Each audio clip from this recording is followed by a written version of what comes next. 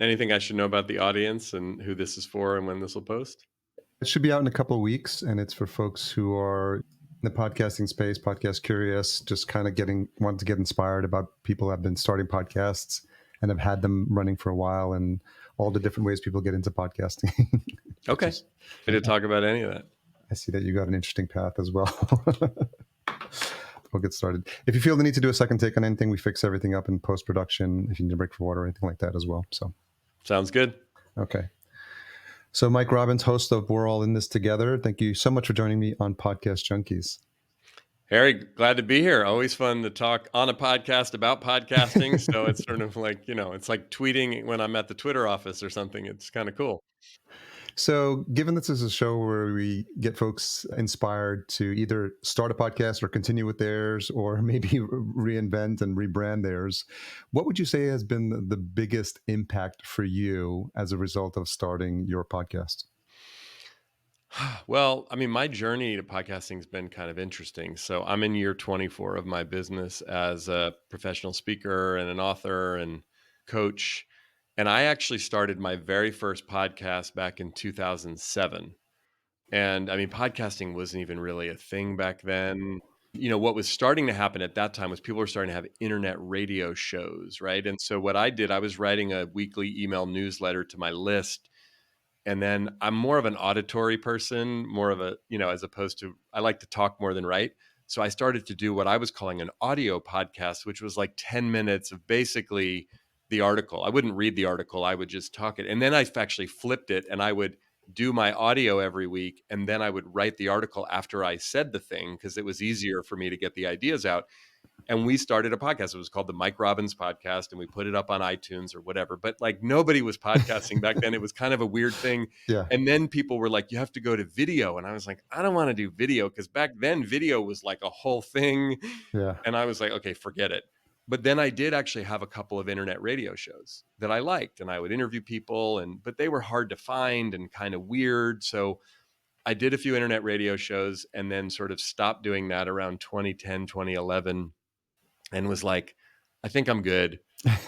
But my publisher, Hay House, for my last 3 books actually had their own internet radio platform. And then I had a show on there for like a year and a half. And that I could take calls in real time.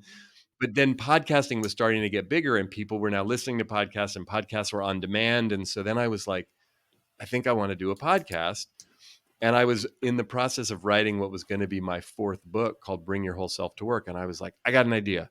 I'm going to do the podcast called Bring Your Whole Self to Work. I'll interview people on the show for the book. But then if they tell me things while I'm interviewing them, it'll all be on the record. I can use it for the book, right? That was my idea. Smart. So I started my podcast, the one that I currently have that's now called We're All in This Together, back in 2016. And the plan was just to do some interviews for my book. And once I was done researching from the book, I was going to be done with the podcast. But I got done writing the book and I was still liking the podcast and enjoying the conversation. So I just kept going with it. Yeah. And for about 150 or so episodes of the podcast was called Bring Your Whole Self to Work. And then I started working on a new book called We're All in This Together. And I was like, I'm just going to do the same thing. I'm going to change the name, interview some more people. And, that book, I wrote it. It came out in 2020, right as we were getting into the pandemic. And I've just kept going with the show. And now I think we're 365 episodes in. So that's a really long answer to your very simple question. But I find, now podcasting, of course, is huge. And it seems like everybody and their brother has a podcast. But I do find that my podcast has actually shifted from more of an interview show to more just me talking. Yeah. And I just find it as an awesome platform for me personally and creatively to share ideas and connect with both my audience, but just I'm no longer writing weekly articles because, again, I don't really love to write. I like to talk. So it's taken the place of that. And I also enjoy having conversations with interesting people when friends of mine have new books out or I have a client that I'm talking to and I'm like, hey, I'd love to have you on the show just to talk about this issue, whether it's AI or, what's going on in the world with hybrid working. Because a lot of the work that I do, companies like Google and Wells Fargo and Walmart and eBay bring me in to speak to their leaders and their teams. So the show tends to focus on some of those topics, but it's also a place for me to just talk about whatever I'm seeing and learning and going through. So it's kind of its own little form of kind of therapy for me, if you will. But also my hope and intention always is that it reaches the people who need to hear it. and helps them, but also, engages with the community as best as possible.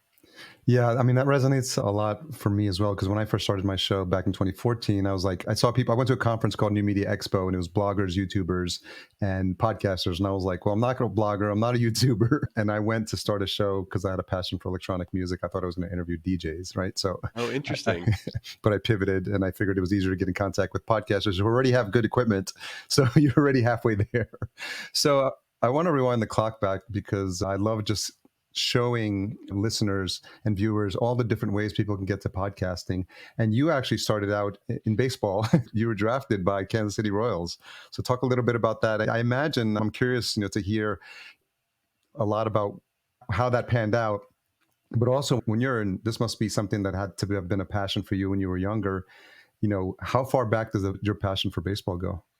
Well, so yeah, I started playing baseball when I was 7. I grew up in Oakland, California, still live here in the Bay Area. And, I was pretty good at it, T-ball in Little League. And I started pitching, and it was like, okay, I think I'm good at this thing and I like it. And I come from a family where my mom was a PE teacher, big sports fans. We were into sports as a family. And yeah, I got played all the way through high school, got drafted actually out of high school by the New York Yankees. Didn't end up signing with the Yankees because I got a chance to play baseball in college at Stanford, which was a dream come true for me to get to go to Stanford and play baseball there, and had a great time doing that. Then got drafted by the Kansas City Royals out of Stanford and did sign a pro contract after my junior year at Stanford back in 1995. And you sign with a big league team like the Royals or any of the teams, you have to go into the minor leagues, and there's a bunch of levels you got to work your way to get to the big leagues. Unfortunately for me, my third season still in the minors, I went out to pitch one night, threw one pitch, toward ligaments in my elbow.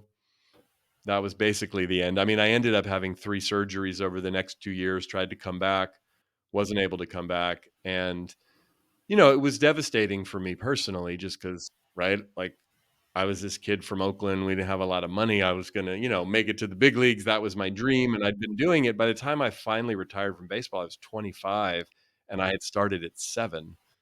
So I was like, "What the hell am I?" I mean, I'd gotten a degree, but didn't really have an idea of what I was gonna do, but I did love baseball a lot, and I also loved being good at it, to be honest, and it sort of felt like my thing.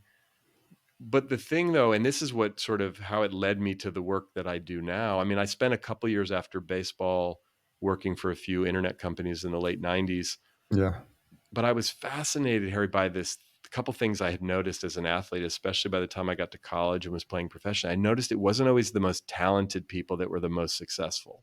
And it wasn't always, I mean, you needed some talent, obviously, but there were guys with a lot of talent who couldn't figure it out mentally, emotionally to really turn it into success. And there were other guys, and I was one of these, like I wasn't the biggest and the strongest and the most physically talented, but I seem to have some things figured out mentally, emotionally about the game that helped me when, it'd be nice if I was 6'5" and I threw 95 miles an hour, but I didn't. So I had to kind of learn some things. And then it wasn't always the most successful people that seemed the happiest and the most fulfilled. Like I played with some guys that were like super talented, super successful, and they were like miserable.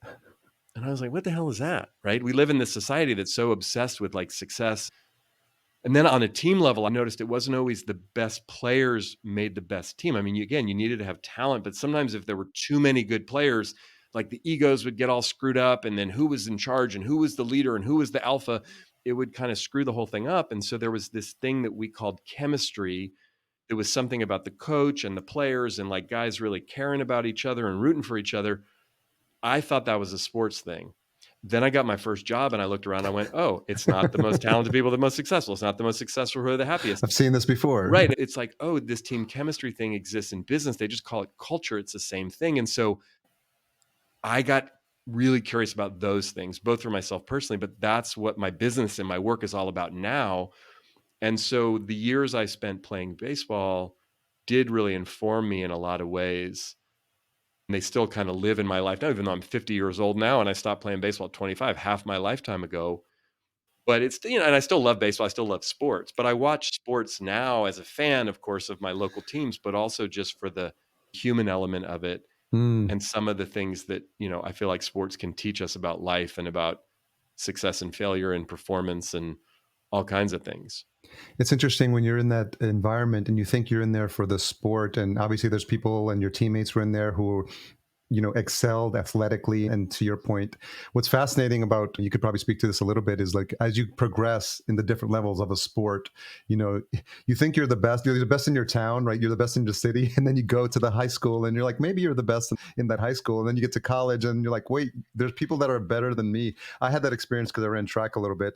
And I got to high school, I was like the fastest kid in the local league. And I get to high school and I remember we're running a 400-yard dash and this kid is just blowing by. I mean, I can't run any faster. And this kid is running faster. And I was like, whoa. And imagine like getting triple A, the minors, the majors, the all stars, the Michael Jordans, whatever you call, like just to think how you see the different levels of how people excel at those levels. It's a trip. I mean, look, in things like track and swimming where it's time-based, that's its own thing. I mean, you can only run so fast or swim so fast. It doesn't matter where you are. In sports like baseball and basketball and others, look, there's talent involved, and you're a certain size and you can do certain things. But I did find about that, I mean, every level I went up, all the way starting back. I grew up in Oakland, ton of talent in baseball and other sports, just a lot of kids who were more talented than me that I dealt with a lot of life circumstances and other things that made it challenging for them to continue on.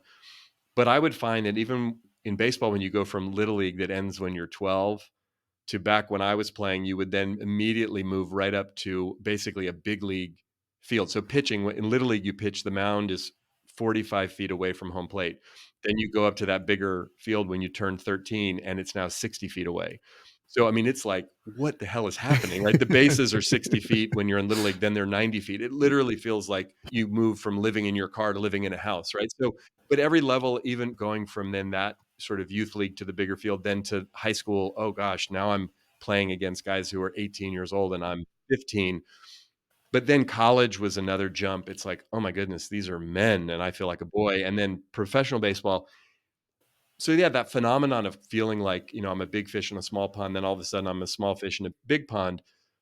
But in baseball, one of the things that can happen, and I learned this was a really important life lesson that I learned, is like, yes, there were times, and I see this in my life and my business, being around people who are better than me, who are more talented than I am, who are more successful is both intimidating, but also I think motivating. Yeah, for sure. Like when I was getting recruited in college, the two schools I was looking at were Stanford and UC Berkeley, both incredible schools, both really good baseball programs. But at that time, and even probably still now, Stanford at a different level than UC Berkeley, both academically and the baseball team. Like the Stanford baseball team had won the national championship in 1987 and 1988.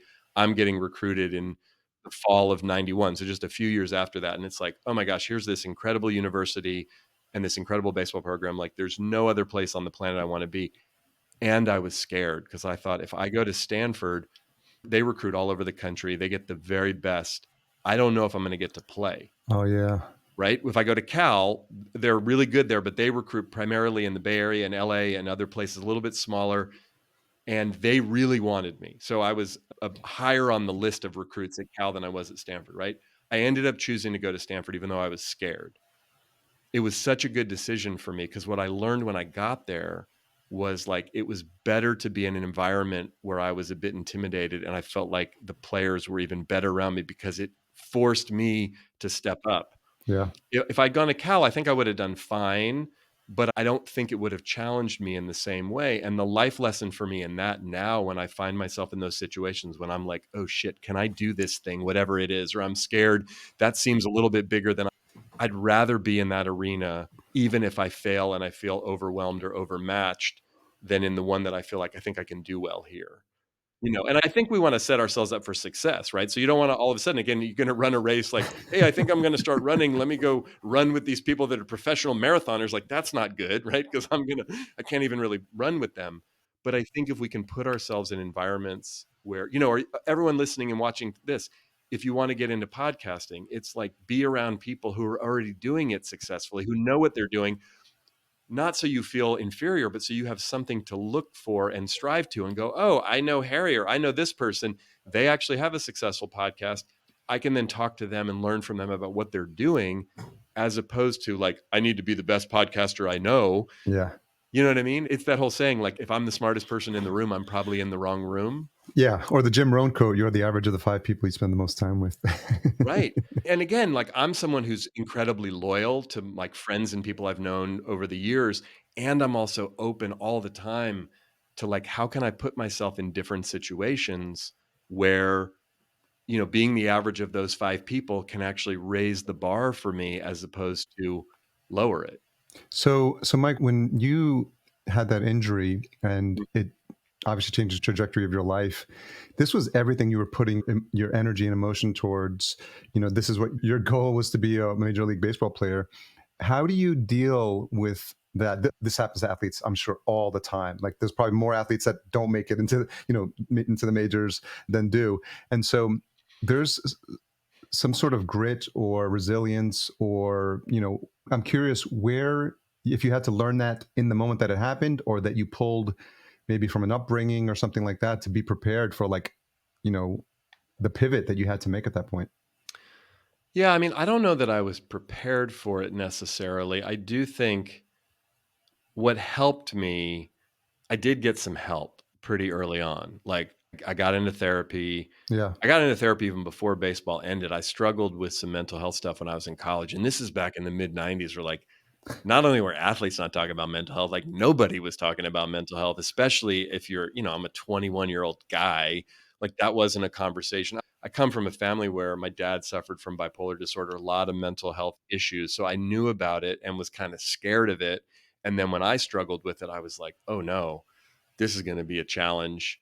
Anybody who's ever struggled with depression or anxiety or any mental health challenge knows how hard it is. But then again, the stigma on top of it, and especially 30 years ago. Yeah. So I say all of that because I was pretty open when coming out of baseball, that I was like, okay, I don't know who I am or what the hell I'm going to do. I'm scared of figuring out what comes next for me.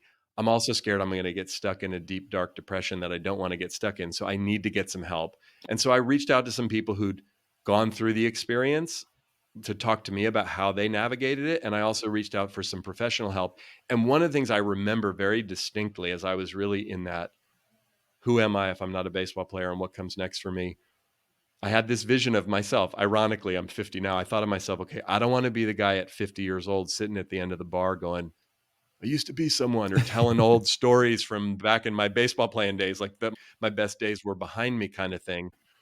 And so, but I was really honest with myself and the people around me that, like, that's what's going on in my head. That's what I'm worried about. And what's interesting is that, again, I spent a couple years working for these tech companies, and it was an interesting time in the dot-com boom, but I really didn't care about what I was doing. Yeah. It was boring to me. I wasn't that into it. It was really when I started speaking and coaching, then I was like, "Oh, this gives me that same level of nervous energy that I used to have when I was playing that I miss." Yeah, it's like I need to be doing. I would say to people when I was in, selling internet advertising, I was like, I'm like, "Yeah, I mean, I have a sales call or I'm trying to close a deal, but I don't really care that much." Yeah. I was like, "I wanna do something that I care enough about that I get nervous before I go do it, because that's how baseball was, that, like, every time before a game, I was, like, excited but nervous, like, "Oh, man, this could go bad," and I really want it to go well. So, all these years later, like, before I get up on stage to go speak, I feel that nervous energy that makes me excited. I'm like, "Cool, I'm doing something that matters because I'm gonna go out on that stage, and I'm pretty sure it's gonna go well, but, you never know," and it's like, it makes it exciting. But until I found that for myself, I was a bit lost. But I got some help, I got some support. And then looking back on it now, I'm grateful for the experience, even though it was painful. Like, I think a lot of us, when we have a hard experience, if we have enough time and enough perspective, we can look back and go, I learned a lot from that. So how did you decide, or what were the other options for you as you're trying to figure out your next move? You tried a couple of the dot com jobs, figuring out where your future lay, if you will, and naturally you gravitated towards something that gets you in front of a different stage, Yeah. and that's speaking. But how did that transition happen? Did you have to find a coach, or were there other people that you had seen doing something similar? Well, I mean, I was doing a lot of therapy. I was reading a lot of books. I was going to a lot of workshops trying to like sort myself out in the transition process.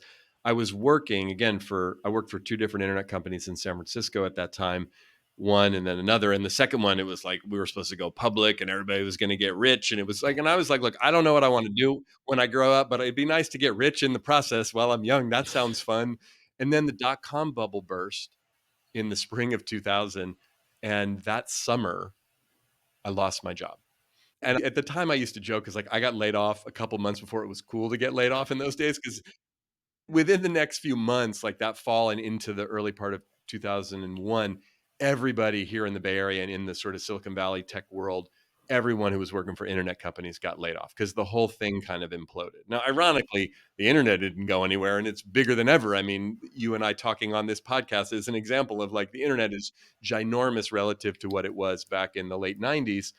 But all of these companies that popped up kind of went away, a lot of them. I mean, the Yahoos and the AOLs of the world stuck around, and then Google got big and all this other stuff, eBay, whatever. But for the most part, there was like everything.com kind of went away for a short time. And that was sort of the universe intervening because I was out of work. They gave me a little severance package so that I didn't like I could pay the rent for a couple months to figure out, well, what am I going to do? And the truth was, like, a mentor of mine asked me this question, Harry. He was like, if you didn't have to worry about paying the bills and you could do anything, right?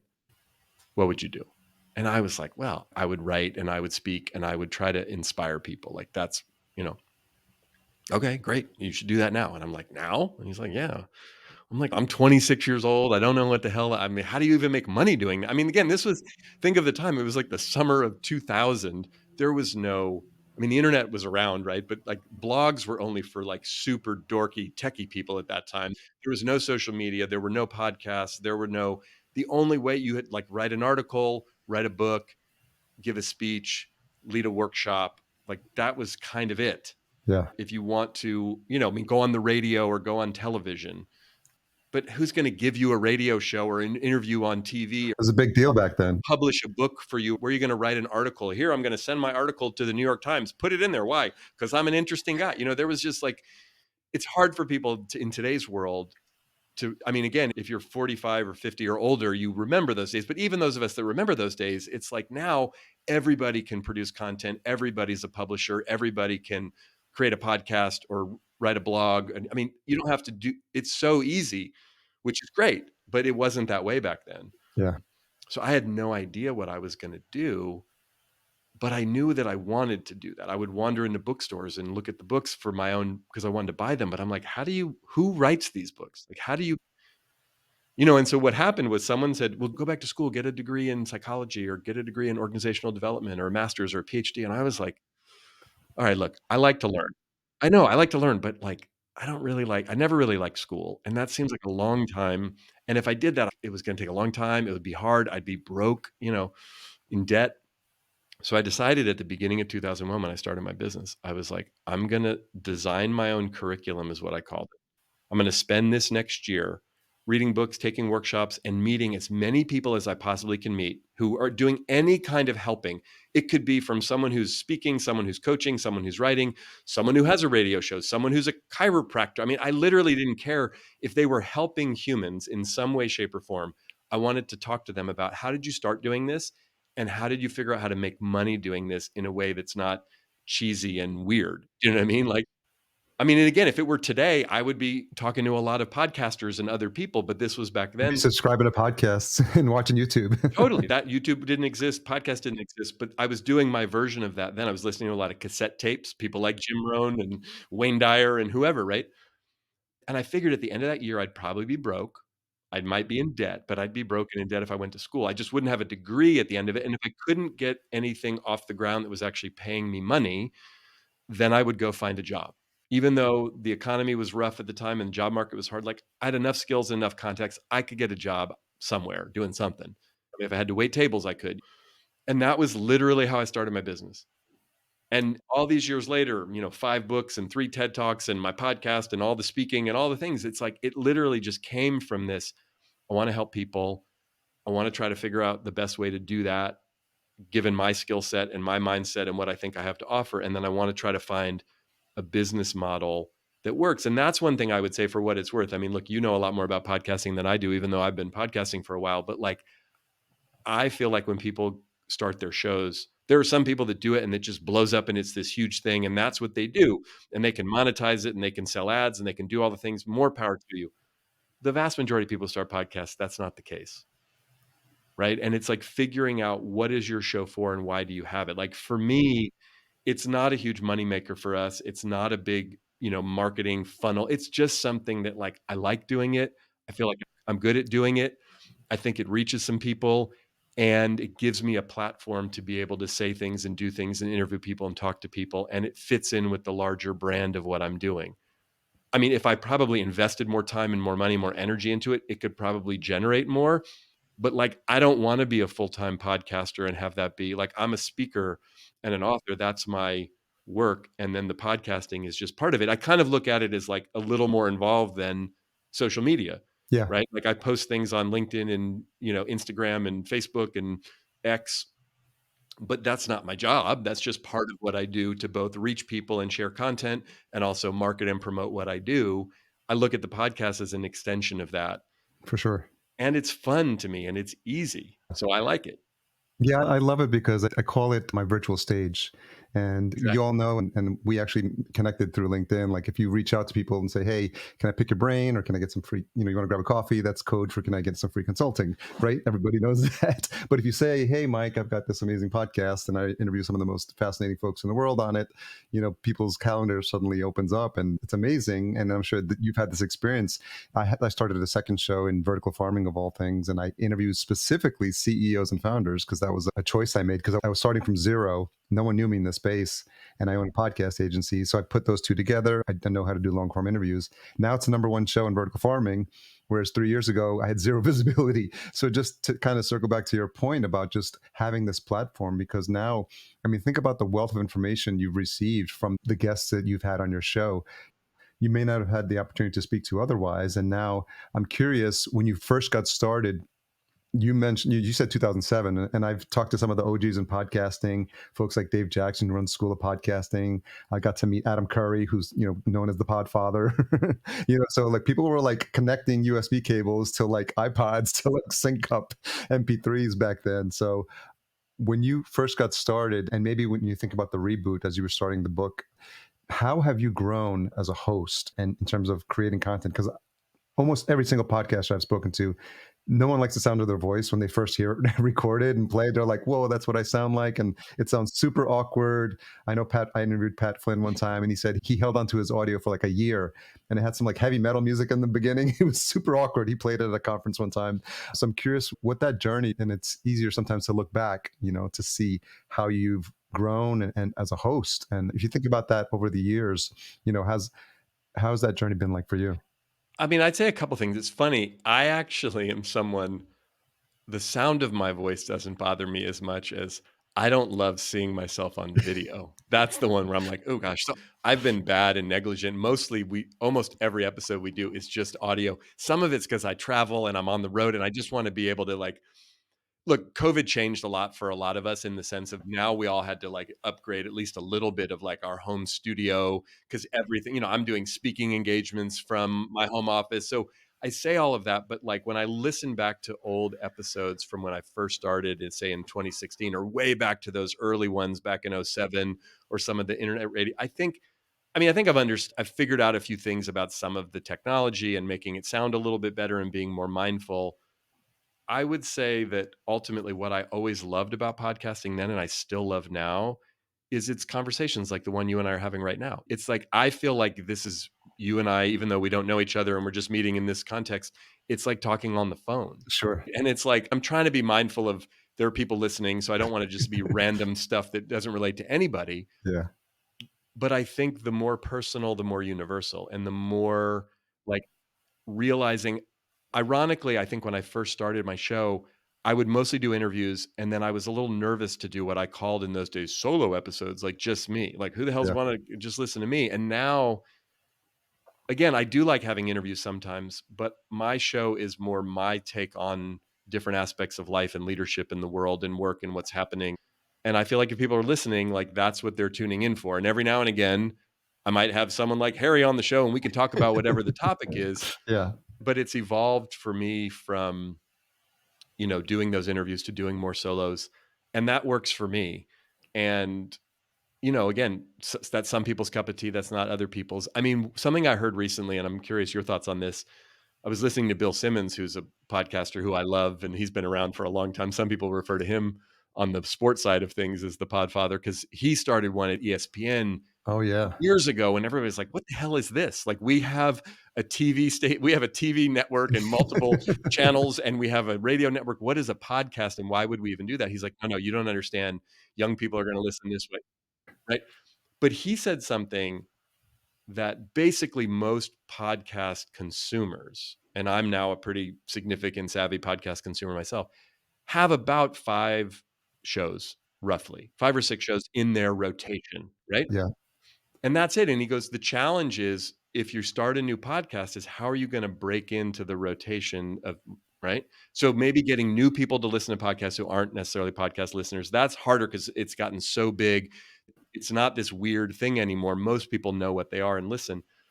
And when he said that, I thought that's so interesting because then I've been paying attention to my own habits of the 5 or 6 shows that I listen to regularly. When I will listen to another show is if I see something, "Oh, that person who I really like is on someone's show," then all of a sudden I'll listen to that episode. Now I subscribe to their show, and if I'm paying attention to their feed, if they have someone or something else really interesting, I might pop in and listen from time to time. But I say that again, not in any way to discourage people from starting a new show or getting into podcasting, but just realizing that like that is kind of the way that people listen to podcasts. And the cool thing is that it doesn't take a lot of money or time or necessarily, training to start. Now, being really good is a whole other thing. And at the same time, it's also kind of like writing a book in a way. And I don't discourage anyone from writing a book, but like there's literally over 1,000,000 new titles that come out worldwide every year of books. yeah. So the chance of someone actually picking up your book and reading your book and liking your book is very small, even though you put your heart and soul into it, and it's like a couple of years in the process I'm of. sure there's a lot of garages, but a lot of cases of books that have been ordered. And that's why I feel like at the end of the day, whether you're writing a book or starting a podcast or you have a podcast you've had for a long time, like, you first and foremost have to really be interested in it yourself. Right? And, like, I sometimes will sit here in my office and record my podcast, and I have that thought, like, I'm sure many podcasters do, like, "Anybody even give a shit about this or care, or does this even matter?" Right? Or am I just screaming into the wind? But, like, I mean, yeah, I can look at the numbers and see, of course, that's not the case. But when I hear from someone like, I got an email last week from a guy, and he was like, "Hey, man, I saw you speak at this event in San Diego last year, and I've been following you since then. I listen to your podcast all the time. I really appreciate just how real you like, man, it touched me at such a deep level, right? It's like, and I forwarded it to my team, and I was like, look, this guy, we're not making any money from this guy. We're not selling him anything, whatever. But I was like, this is why I record my podcast. Yeah, Because there's some dude who tells me in an email, it's helped me be a better father. It's helped me be a better leader. Thank you for what you're doing. And then I'm like, man, I don't need a ton of those, but every now and again, a touch point like that to me is just like, it's like running a long race and someone on the side going, keep going, you're inspiring me. And you're like, that a cup of lemonade. But it's also, yeah, I've also spoken a couple times on stage, and I always say, I just want to affect one person, whether it's yeah, 100 people or 1,000 people in a room. And inevitably, it's so far, thankful, knock on wood, it's happened, but someone comes up at the end, it's like, hey, I really needed to hear that message right now, today, it's just at the right place, right time. So thank you for that. And I was like, good, I'm good. That's all I need. Because, I think people too many times, especially with podcasting, I always say in a podcast conversation, there's three people: the host, the guest, and the listener singular, because there's one person listening on their earbuds, and so you're bringing them on their journey, on the journey with you. And if we all, you and I in this conversation, we've done a really good job of keeping that in mind and making sure we have someone that's listening at this time. And thank you for whoever that is watching and listening at this time, because we, without an audience, we are just like speaking in the wind, right? So I'm curious if you think about the impulse, because you seems like you're a self-starter for a lot of the things you've done, and just been able to kind of pick yourself up and dust yourself off when things aren't going your way or the way you have planned. Where does the impulse come for that first book? I'm curious about that. yeah. So my first book is called Focus on the Good Stuff. It came out back in 2007. I mean, when I first started my business in '01, I wanted to speak was the main thing I wanted to do, but I got some training at the Coaches Training Institute. So I was like, I'll get some one-on-one coaching clients because that felt doable. The speaking thing seemed a little harder to figure out how to get done. And then the writing thing, like writing a book, was just this like climbing Mount Everest. But that was a goal, right? Like if I'm going to get on the radio, which I want to do, or get on television, Yeah. promote myself and help reach people, you have to write a book, right? So I started the process in '01. I met a guy at an event who was a writer, editor. I was reading a book about how to get a nonfiction book published, and you needed to write a book proposal. And I was like, I hated writing in school. I was always like pulling all nighters in college to finish my papers and right. So I meet this guy. He coaches me. We work back and forth. I basically give him life coaching. He gives me book coaching and writing coaching and editing. So I get this proposal put together, but then it takes me a few years. I meet some other authors and people, oh, you have to have an agent. What? How do you get an agent? Well, you write a proposal. So it takes me a couple years. I get an agent. And I was like, okay, I got an agent. This is like 2003. Okay, I got it. I got a good agent. This guy's like published some good book. He we send it to all he sends it to all the publishers. I get rejected like 17 times by Yeah. every publisher. Oh, okay. And then we go through that for like a year and a half. And he's finally like, Mike, I don't think I can get this book published. So the agent basically drops me. Then I end up getting another agent, Yeah. right? Okay, this one, and she's like a fancy New York agent, even like more fancy than the first guy that I had. And she decides to send it out one at a time, and we get rejected and rejected and rejected. And we finally, I think we got up to like, I'd been rejected now 25 times.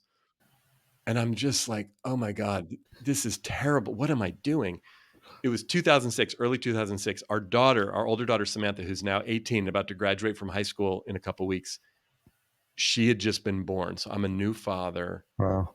And I'm like, okay, my wife is now going to not work and just stay home and take care of the baby. So I'm feeling like I told babe I got it, which I didn't really have it, but I just wanted her to know I'll take care of it. And the business was going okay at the time. I'm speaking, I'm coaching, but I call my agent, Linda, and I was like, listen, I'm not waiting any longer for you or any publisher to give me permission to write this book. I'm writing the damn book. I'll publish it myself. I have enough friends who've self-published. I'm ready. It's time. And she's like, "Okay, hold on a second, Mike." I think it was she'd told me on a Friday that like she didn't know if she could pitch it anymore or whatever. And then I called her that Monday and said, "I'm doing it myself." She's like, "Look, I have a couple other publishers kind of on my B list that I haven't sent. I'll send it out to all three of these and see if." She calls me back like Thursday. We have this conversation Monday, and she's like, "You're not going to believe it. All three of them are interested." Oh, wow.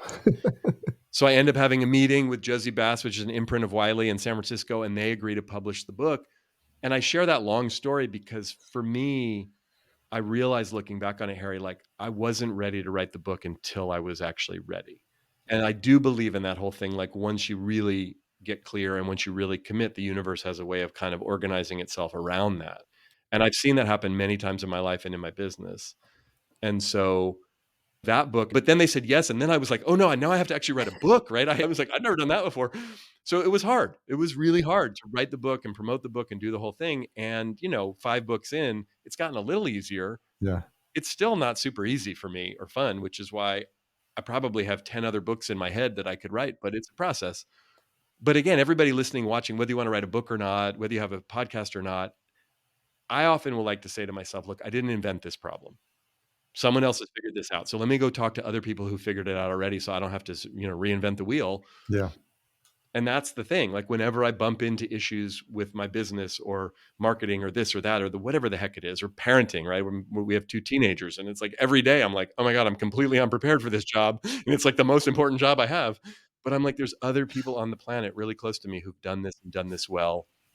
Maybe I can ask them. When you think about the topics for a book, because think about a book has bounced around my head for many years, and I'm 53, so I've had an interesting life full of ups and downs, which I'm sure would make for good reading. And how do you decide what to put in that first one? Because it's not like your opus, right? It's not your life story, but it sounds like you've picked like specific topics that you want to share your wisdom on in that specific book. Yeah, I mean, I wrote my first book was on appreciation and gratitude. My second book was on authenticity. Okay. I wrote 2 books kind of back to back pretty quickly, and it came out in '07 in the fall and then '09 in the spring, and then the recession hit, and my business, like everybody else's, took a huge hit. And we had 2 babies, and I wrote 2 books in the span of about 3.5 years, and I was like, "Oh gosh," and we were broke, right? I was like, "Okay, this isn't working." So I waited another 5 years till I wrote my 3rd book. And I'm saying this because in terms of what to write about, I mean, again, like I was saying earlier, I'm a big believer. Yeah, you want there to be a market for the book. Like it has to be something that you think is going to be interesting and relevant to other people. Otherwise, it's a journal, right? At the same time, though, it's going to take probably from the time you think about it till the time the book actually comes out, it could be, I mean, if you're brilliant and you have a idea and go right to it and self-publish it, maybe you could get it out in a few months. But usually from the time you start thinking about it to when you actually write the thing to when it comes out, it's going to be like a few years. And then once it comes out, it's going to be another at least year, if not a couple years of your life talking about the thing. So you really got to be kind of into it, not just like, this is a good idea. I think people will buy this. Cause if you don't care about it, it's hard for other people to care about it. But I often think about, again, there are a lot of people that do write memoirs or their own stories that aren't celebrities. Now, that's a harder sell, but if you write a compelling story about your life or things you've learned in your life, there's a lot of people that would be interested in that if you have a compelling way of sharing it. And if you have a platform like a podcast or somewhere else that you are talking to people, because the truth of the matter is, especially in today's world, people only really buy books based on knowing who the person is who wrote the book. Yeah. I mean, unless it's the one in a million that's just a massive runaway bestseller and someone says, you have to buy this book. But the truth is, like, I just bought a book yesterday. I buy books all the time because I was emailing with a friend, mentor of mine, who was like, you should buy this book. And I'm like, okay. So I bought it. That's how people ultimately buy books. It's not, you don't wander into the bookstore anymore, usually, and, "Oh, what should I get?" "I need something." Maybe if you're in the airport on the way on vacation and you didn't bring a book with you and you want a book to read on the beach, but even then, you're probably gonna go, "What did Oprah say?" Or what should I, you know what I mean? So I say all that because I think figuring out what we wanna write our books about, if we have a book in us or wanna write a book, is more about what do I feel like I have to say, and what do I think would make a difference for other people? Answering those 2 questions, I think, are really important. And there's 3 phases with the book. The first phase is, what the heck am I gonna write about, right? The second phase is actually writing the damn thing Yeah. and figuring out, in some point, is anyone gonna publish it? But then the third phase is, like, promoting it. And all 3 of those phases are very different and take very different skills from my experience. Well, that's very helpful. Thank you for sharing those insights. I want to be cognizant of your time. So, we got a couple of questions as we wrap up that I typically ask all guests. What is the most misunderstood thing about you? Oh, that's a good question. I think because of what I do and because I'm so extroverted and I talk a lot and I seem like I have a lot of confidence, I think people don't realize just how insecure I feel a lot of times and how much fear and nervousness is right under the surface. I've often said about myself, I operate with a pretty high level of anxiety and just a little higher level of grit and determination. Yeah, it sounds familiar. Yeah. What is something you've changed your mind about recently? Something I've changed my mind about recently. I think, I don't know if it's recent, but I've had a lot of different thoughts about education and higher education as we've gone through the process. Our older daughter's about to graduate high school and go off to college. And I'm kind of torn. On the one hand, I see the value of it, but going through the process with her and just seeing how brutal and competitive and weird it all is today, I'm like, I think we have something screwed up here. I don't know what the answer is, but like something's not quite working about it. And I've always been such an advocate for education and like it's important and like go to the best school possible and get the best education. But like, I don't really know what the hell that means. So I'm sort of in the middle of that inquiry. So I don't know that I've changed my mind, but I'm definitely asking a bunch of different questions about higher education than I ever had before in a very personal way because I'm now paying attention to it as a parent. Yeah, I mean, when you think about everything you've seen, like students coming out saddled with debt, and then just also not being prepared with actual skills that actually matter in today's environment, like it's really challenging. What are we doing? It's more expensive than ever. It's harder to get in than ever. Kids are, in a lot of cases dealing with hardcore mental health stuff, and we're not giving them a lot of skills. And then I don't know. So anyway, I don't mean this to be a whole rant about it, but I'm definitely thinking about that from a different perspective and like curious about what's best, not only for my children, our children, but in general. So I don't know. Yeah, I think we're going through an interesting time. It's very tumultuous, but all the traditional institutions, whether it's higher education, whether it's medicine, whether it's politics, they're all like we're in a state of upheaval right now that I don't think we've ever seen in our lifetimes before. And I think if we're having this conversation in 5 to 10 years, I think a lot of those are going to look a lot, very different than they do now. I think so. I think so. I thought it'd be helpful for you to share with our listeners and viewers, like just who's an ideal client for you. I'm just curious, like who you work with and like what kind of businesses do you support? Yeah, I mean, our clients are like, Google and Wells Fargo and Microsoft and eBay and Walmart, big companies. So a lot of the people that contact us are, pretty high level leaders inside these companies. And they're like, hey, can you come speak at our, leadership meeting or our sales meeting, or we're having an offsite with our team. So like from that side, but in terms of just like my books and my podcast, it's not just, leaders and people in businesses. It's just people who are interested in growth and development. So anybody, if you will, that wants to be more real, more Yeah. open, more authentic, more appreciative of themselves and their life and the people around them. That's kind of who I'm speaking to. Well, that's a fantastic way to put a bow in this conversation because you've been just that. And you've been also, for true transparency, I was doing cold outreach on LinkedIn and you were kind enough to return my message. And it's something that I'm trying differently, but it's also, you never know what kind of people you'll meet. And I've had, as a result of that exercise, there's some really fascinating conversations with folks. So I appreciate you taking a chance on having a conversation with a stranger. And I think it speaks to this being more open in a way that's not, being all things for everyone. But I think if we have a little bit more of this in the world of just being open to like different viewpoints, different conversations, sometimes we're pleasantly surprised at what turns out. So I'm really glad you were able to find some time to come on here and share your incredibly inspiring story. It's really a true test of like what happens when you think life is going to go one way and it then goes another. And what do you draw on in terms of like your inner strength or your upbringing and that resilience to get you through these next chapters in life? Because I think I've come to realize, and just going through this the hard way in terms of school of life, just when you think you've hit like a low and then you hit a high and you're like, oh, no more lows. And you're like, well, there's a couple more coming, and so like, and I think getting through these chapters in life and finding the strength and the tools along the way, I think is really helpful. So thank you for sharing your inspiring story. You're welcome. Thanks for having me, man. I'm glad we were able to make this work. So what's the best place for folks to connect with you? Best place is actually on our website, which is mike-robbins.com. Okay. Well, thanks for all. I know you sent all the links and we'll have those all in the show notes as well. So I appreciate your time, Mike. I think it's a very inspiring story. Thanks, Harry.